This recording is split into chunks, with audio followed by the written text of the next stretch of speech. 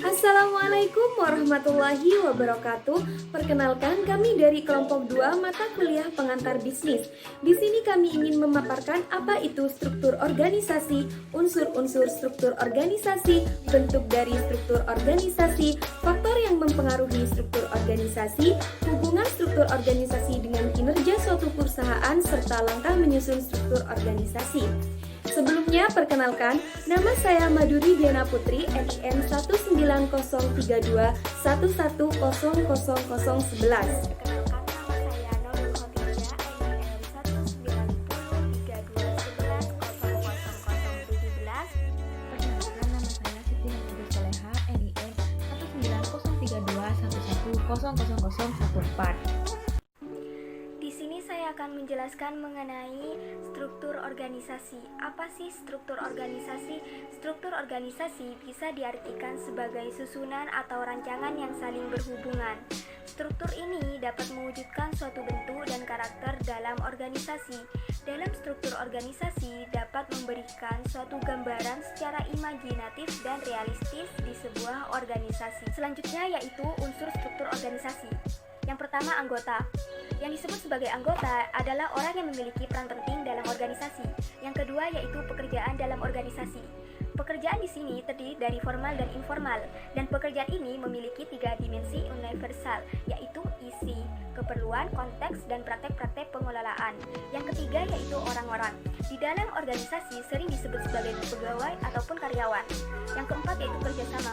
Dalam organisasi, kerjasama sangat dibutuhkan karena untuk mencapai tujuan bersama. Yang kelima yaitu tujuan bersama.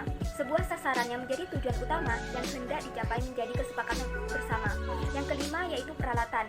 Nah, dalam organisasi, sarana bisa dalam bentuk materi seperti mesin, uang gedung, ataupun kantor. Yang ketujuh yaitu lingkungan. Lingkungan di sini berkaitan dengan tempat di sekitar kita, seperti sosial, budaya, teknologi, maupun ekonomi. Nah, pada poin pertama di sini saya akan memaparkan bentuk dari struktur organisasi. Yang pertama ada organisasi lini. Organisasi lini ini merupakan organisasi yang di dalamnya terdapat garis wewenang yang berhubungan secara vertikal antara atasan dan juga bawahan. Yang kedua ada organisasi fungsional yang memiliki ciri organisasi kecil dan memiliki kelompok kerja staf ahli.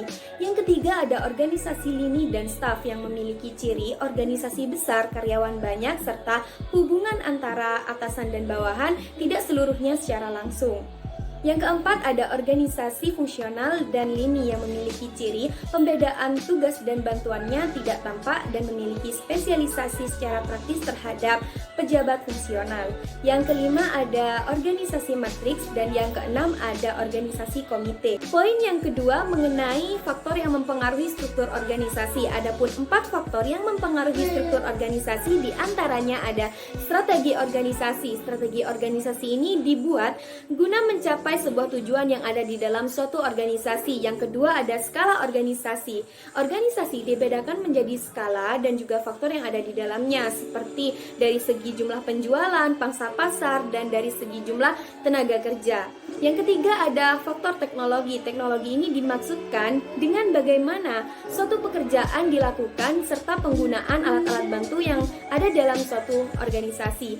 Dan yang terakhir ada lingkungan. Lingkungan yang dinamis ini akan membantu atau mendorong suatu organisasi dapat menyesuaikan struktur organisasi dengan tuntutan lingkungan yang senantiasa berubah-ubah.